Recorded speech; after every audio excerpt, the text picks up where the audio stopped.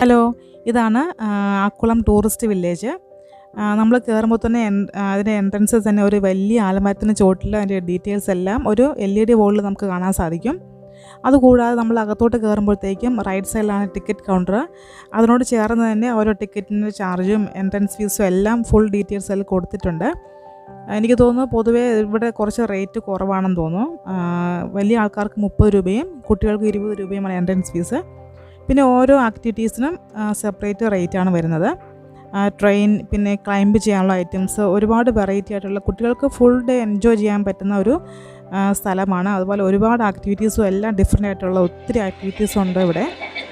അപ്പോൾ ഒരു day full നന്നായി അവർക്ക് എൻജോയ് ചെയ്യാൻ പറ്റും. പിന്നെ നമുക്കൊക്കെ ആണെങ്കിൽ തന്നെയും വലിയ ആൾക്കാർക്ക് ആണെങ്കിൽ തന്നെയും സൈഡിലൊക്കെ ഇരിക്കാനുള്ള സ്ഥലവും എല്ലാം ഉണ്ട്. പിന്നെ നിറയെ മരങ്ങളൊക്കെ നിൽക്കുന്നത് കൊണ്ട് ഒരുപാട് വെയിലൊന്നും നമുക്ക് അങ്ങനെ ഫീൽ ചെയ്യത്തില്ല. പിന്നെ ചെറിയ കാറ്റും എല്ലാം ഉണ്ട്. നല്ലൊരു അറ്റ്മോസ്ഫിയറും ഉണ്ട്.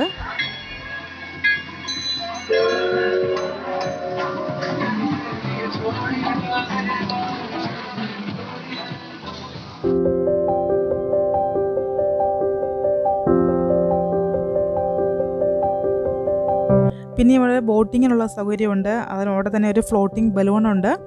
അതിനകത്തൊക്കെ നമുക്ക് കുട്ടികൾക്കൊക്കെ കയറി നന്നായി എൻജോയ് ചെയ്യാൻ പറ്റും. ഇതാണ് ബോട്ടിങ്ങിനുള്ള ടിക്കറ്റ്. ഇതിന് 200 രൂപയാണ് ഫാമിലിക്ക് വരുന്നത്. ഇതുവഴിയാണ് ബോട്ടിങ്ങിന് വേണ്ടി പോകേണ്ടത്. അപ്പോൾ നമ്മൾ ചെല്ലുന്ന സമയത്ത് 2 ബോട്ടാണുള്ളത്, രണ്ടും ഫില്ലായിരുന്നു. അപ്പോൾ നമ്മൾ വെയിറ്റ് ചെയ്തു.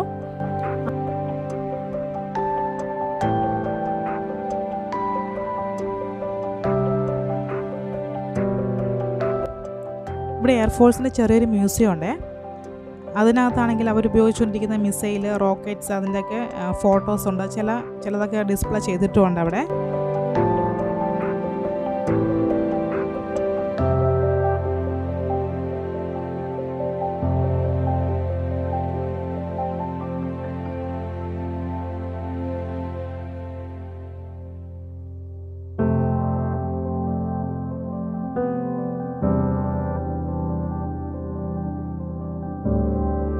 ലാസ്റ്റ് നമ്മൾ ബോട്ടിൽ കയറി. നല്ല വെയിലുണ്ട്, അതുപോലെ ചൂടും. പക്ഷേ അവിടെയുള്ള ആ ചെറിയ കാറ്റുള്ളതുകൊണ്ട് അത്ര ഫീൽ ചെയ്യുന്നില്ല. ഇതാ വേറൊരു ഫാമിലി അപ്പുറത്തുള്ള ബോട്ട് ചവിട്ടുന്നു. അപ്പോൾ നമ്മൾ സ്ട്രെയിറ്റ് ആ ഫ്ലോട്ടിംഗ് ബലൂൺ ഒന്ന് കാണാമെന്ന് വിചാരിച്ചിട്ട് പോവുകയാണ്. അതിൻ്റെ അകത്ത് ഇഷ്ടംപോലെ കുട്ടികളിലൊക്കെ കയറി കിടന്ന് കളിക്കുന്നുണ്ട് കേട്ടോ.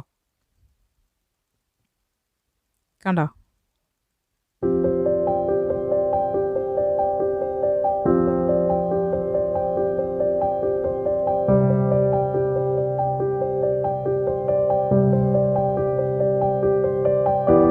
ഈ ബോട്ടിങ്ങിന് വേണ്ടി ഒരു 15 അല്ലെങ്കിൽ 20 മിനിറ്റ് നമുക്ക് സ്പെൻഡ് ചെയ്യാൻ സാധിക്കും. ഇതാണ് നമ്മുടെ ഞാൻ പറഞ്ഞ മ്യൂസിയത്തിൻ്റെ എൻട്രൻസ് എന്ന് പറയുന്ന ഒരു പ്ലെയിൻ്റെ ഷേപ്പിൽ തന്നെയാണ് അത് ചെയ്തിരിക്കുന്നത്.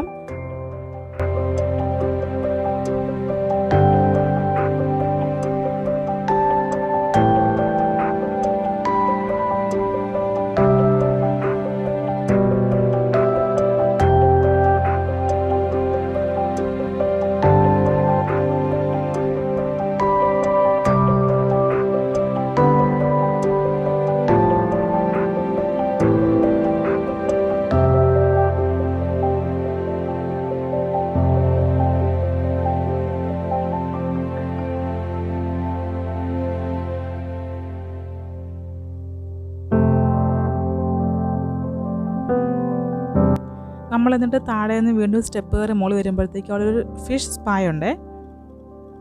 കാലൊക്കെ നന്നായിട്ട് കഴുകിയ ശേഷം നമുക്ക് അതിൽ കയറി ഇരിക്കാം. വീണ്ടും അവിടുന്ന് സ്റ്റെപ്പ് കയറി മുകളിൽ വരുമ്പോഴത്തേക്കും ഇതുപോലെ ഒരു ചെറിയൊരു മെയ്ഡ് കാണാൻ സാധിക്കും നമുക്ക്.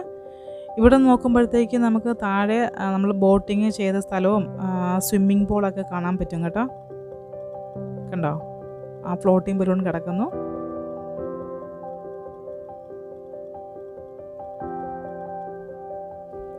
പിന്നെ ഇവിടെ ഒരുപാട് കുറേ വെറൈറ്റിയിലുള്ള ആക്ടിവിറ്റീസൊക്കെ ഉണ്ട്. പിന്നെ ഇവിടെ എന്ന് പറഞ്ഞാൽ ഫുഡായിട്ട് ഒന്നും കിട്ടത്തില്ല. ചെറിയ സ്നാക്സ് പോലെ ബിസ്ക്കറ്റ്, ജ്യൂസ്, ഐസ്ക്രീം അങ്ങനെയൊക്കെ കിട്ടത്തുള്ളൂ. പിന്നെ ഇതുപോലെ ആർച്ചറി, ഷൂട്ടിങ്, അങ്ങനെയുള്ള വെറൈറ്റി ആയിട്ടുള്ള ഒരുപാട് ആക്ടിവിറ്റീസൊക്കെ ഉണ്ട്.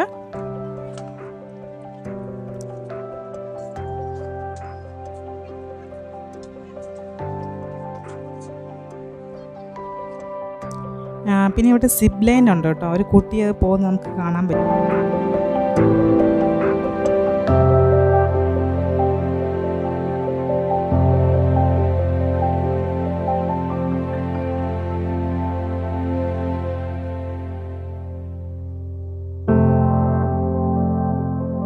ഇതിൻ്റെ എല്ലാം റേറ്റ് അവിടെ ഉണ്ട്.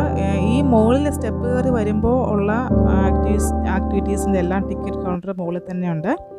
താഴെയുള്ളതിൻ്റെ എല്ലാം ടിക്കറ്റ് കൗണ്ടർ താഴെയാണ്. അപ്പോൾ നമുക്ക് നോക്കിയിട്ട് ഏതാണോ നമുക്ക് സ്യൂട്ടബിൾ എന്ന് നോക്കിയ ശേഷം ടിക്കറ്റ് എടുത്ത് ഓരോ റൈഡിലും നമുക്ക് കയറാൻ സാധിക്കും. അപ്പോൾ എനിക്ക് തോന്നുന്നു ഒരു ഡേ ഫുള്ള് കുട്ടികൾക്ക് നന്നായി എൻജോയ് ചെയ്യാൻ പറ്റും. പേരൻസിനും നമുക്കും എൻജോയ് ചെയ്യാൻ പറ്റുന്ന ഒരു നല്ലൊരു പ്ലേസാണ്.